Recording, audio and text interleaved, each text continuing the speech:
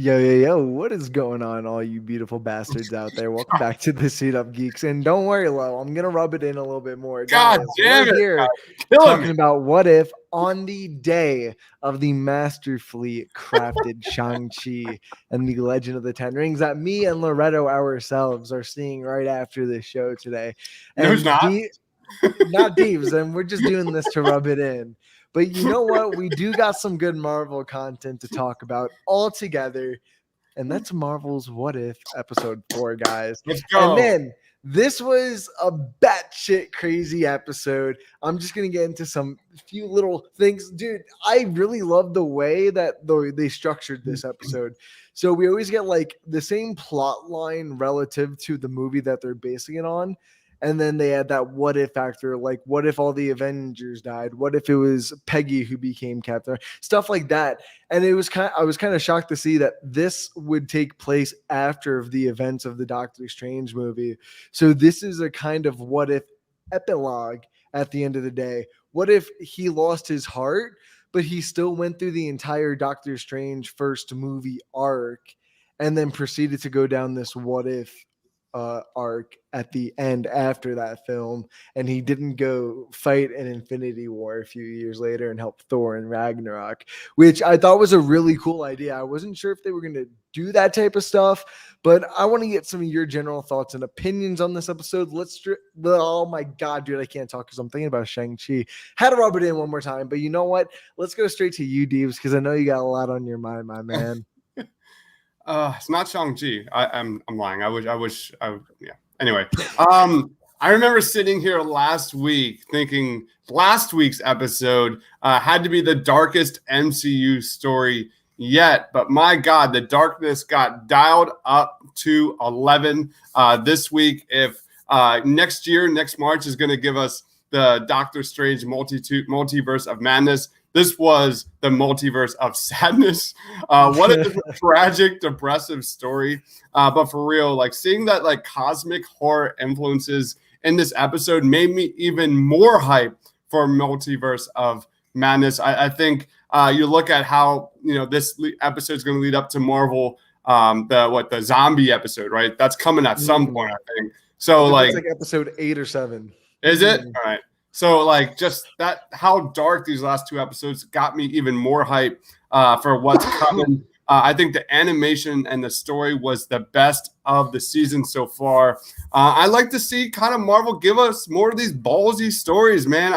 I gotta say I like Doctor Strange in this way more than the film.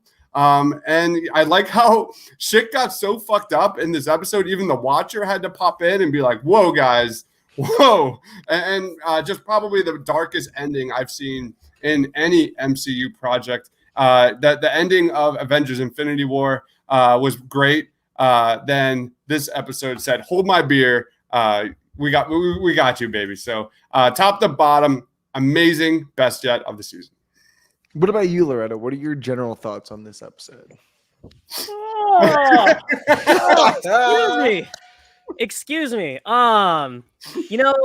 It was quite it was quite a delight to see Doctor Strange go full Shang Tsung. My man was taking souls from mythical beings, guys. This was dark times 10, man. It went down a dark path, and ultimately it ended in a place not too similar from like T3, where we lost. That universe is dead, and he's trapped in his little like spell by himself. Just like epic, like gut punching kind of stuff. And I commend Marvel for going down this road.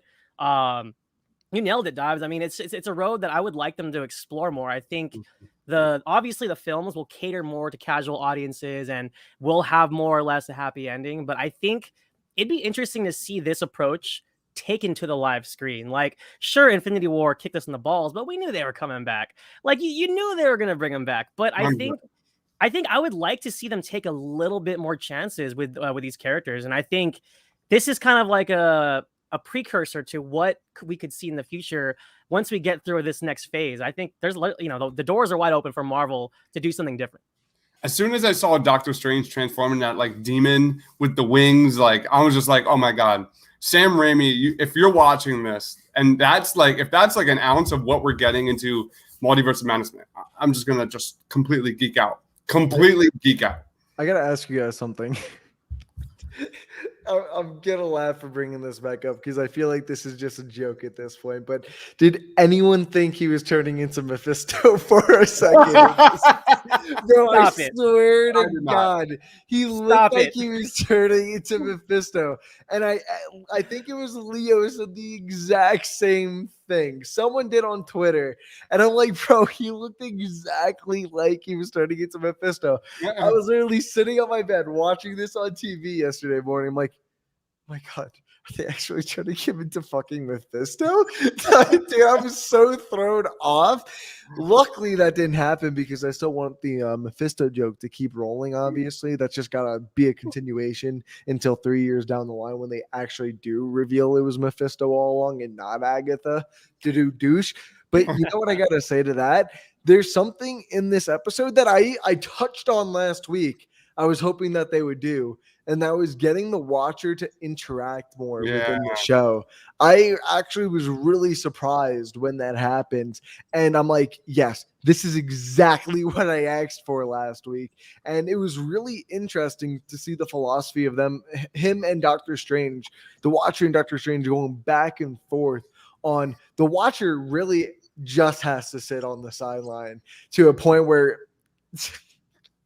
I saw a meme photo of the watcher just eating popcorn during every Marvel film after this, because really at this point there's really nothing he would do for anybody. Like Doctor Strange was on his knees begging, like, please watcher, please help me. He's like, nah homie, I'm gonna do this, bro.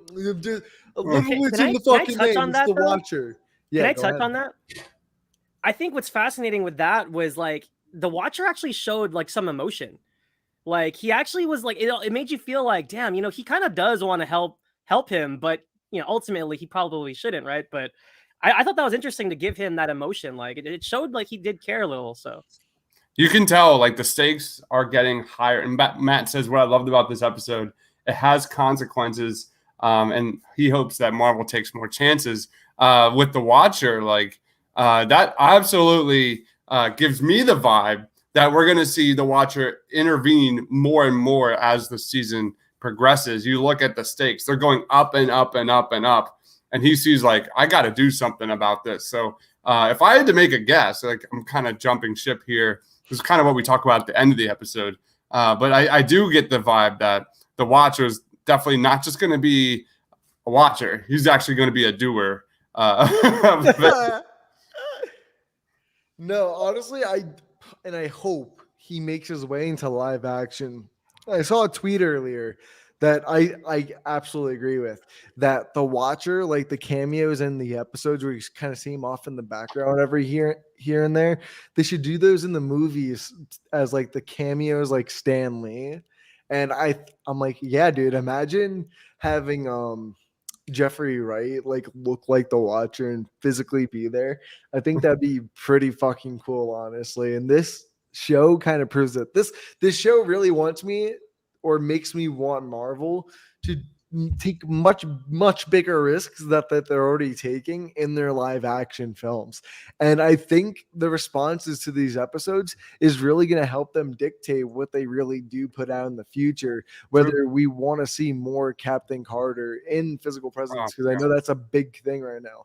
We're all for it. I'd love to see a Captain Carter. I don't know about a solo film, but I would definitely love to see Captain Carter, because I don't know if Haley Atwell can like lead a film yet, because she's never leaded a film, I feel like, unless do you guys think she led the first Captain America? Or co-led? I found her more of a secondary character. That's a really hard. Yeah, I mean, honestly, she was more of a supporting character. She was integral to the story, but I would call her a supporting character. I would say so. I would love to see her get like a Captain Carter series. That'd be really cool on Disney Plus. You know what I mean? That's what I'm kind of hoping for, and that's what I'm kind of hoping for in general when it comes to the stories. Like, that's why I'm excited for the zombies episode. Like, I read the comic book and it's just been something I've been obsessed with. I've wanted them to do it in live action, but it seems so batshit crazy and out there that they would never do it in live action.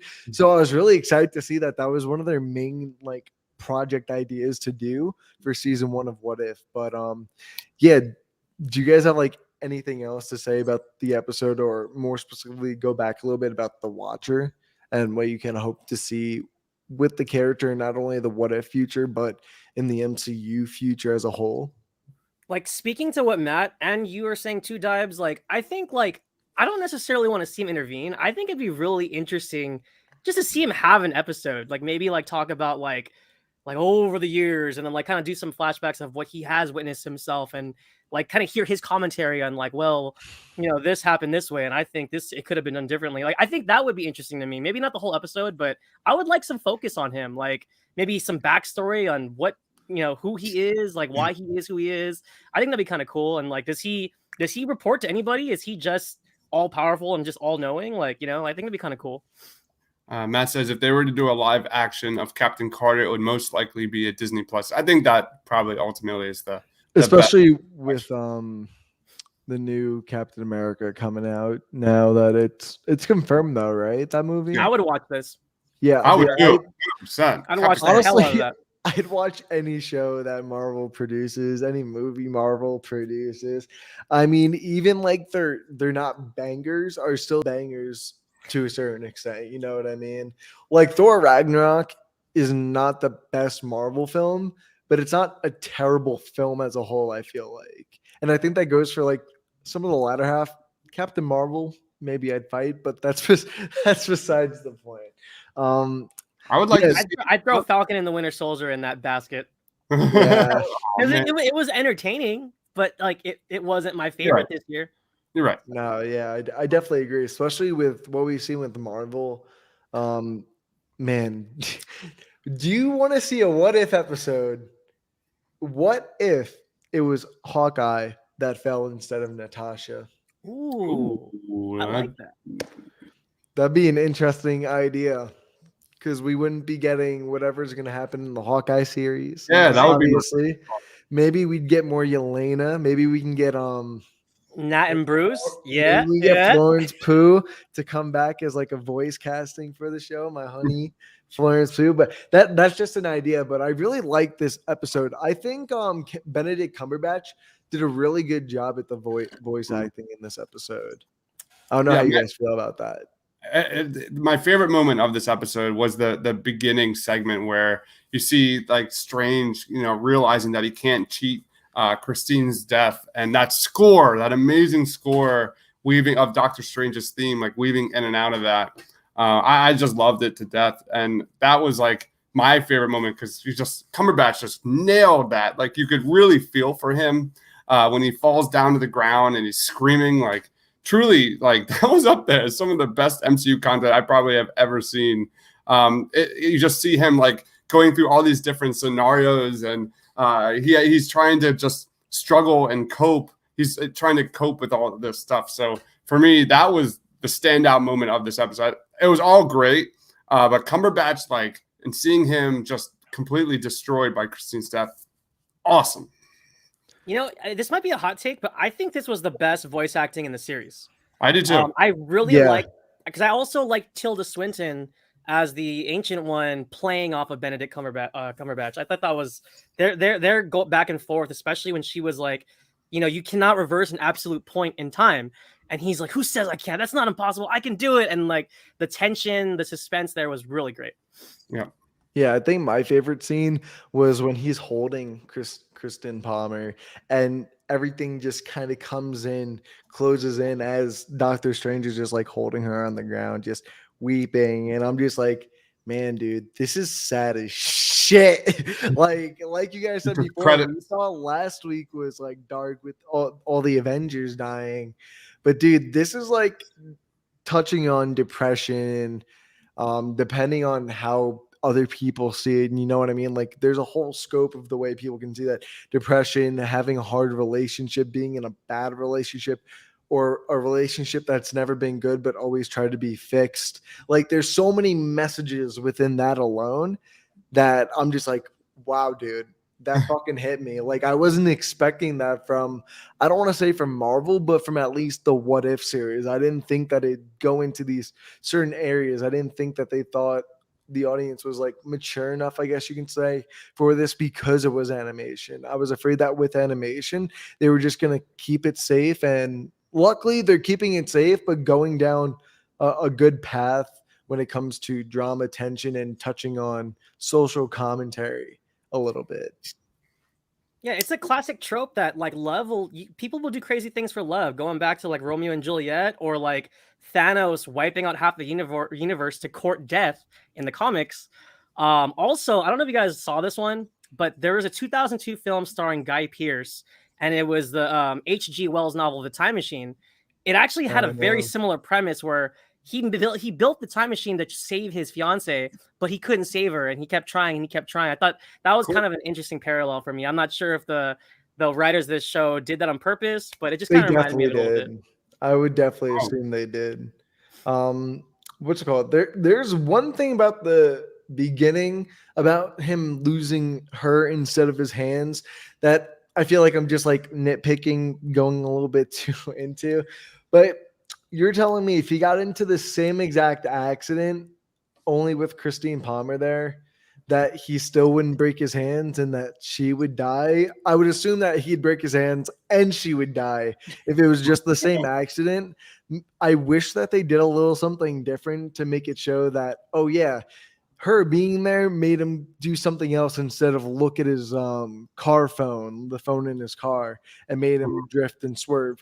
Maybe they were in an argument or something and he didn't see something on, you know what I mean? Like a little bit of a different change.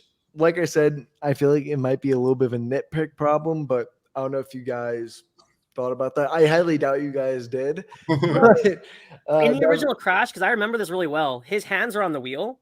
Yeah. And then I can't remember if it happened every single time in the What If series, but there was a couple times where I think he was either holding her hand or he was like reaching over to her. So I don't know if that was a part of it, but maybe. But you know, what if? That was a bad transition. But does anyone have any last words to say before we start doing final scores and wrap ups? No. Shang-Chi. Stop. Sorry. Last final. That's my last word. All right, guys. Another week. Another What If episode is down the drain. We are on episode 5 soon. I think this is the halfway mark. I think the season's either 8 or 9 episodes. So this week, next week, halfway mark. And then you know what? I'm not saying it, but we might be doing a movie review soon on a certain Marvel movie that certain people are saying is seeing tonight. I'm not saying the name. I'm not saying the name because you know, but the film that won't be named. And then we got Hawkeye, and then we got Eternals. Hopefully, bro, see the Shang-Chi movie, please. Give it money, give it all the money so we can get Eternals. And God forbid Spider-Man gets moved. This channel will be a wrecking. Yeah, that can't happen. Dude, that can't happen. So, guys, go out and see Shang-Chi, but let's get into our final wrap-ups and grade. Loretto, what did you think of this episode, and what would you grade it, my man? I'm torn because I loved like T'Challa Star-Lord so much. I liked the Avengers deaths. I liked the risks they took, but God, the storytelling and the emotions of this one really hit me. Like you nailed it, Rye. It's a little bit of a downer. It was like hard to watch, but at the same time, that's cinematic storytelling, making you feel stuff and making you think about life, making you think about the world. And man, I'm gonna give this like a 9.5. Like, it's not quite a 10 for me, but it was just really powerful storytelling and great voice acting, like we've said. 9.5 for me. What about you, Deebs? What are your final thoughts, and what would you grade this episode, my man? I'm also at 9.5. That's what I wrote down in my notes.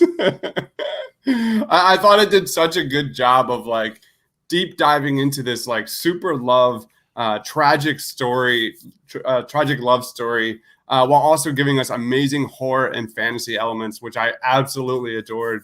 I thought the music in this episode was the best of the season as well. That score, like I said in the beginning segment, was top notch. And then you have the sugar on top, which is Doctor Strange's role in Spider-Man No Way Home, which comes out in a few months. So if Go that see Shang-Chi.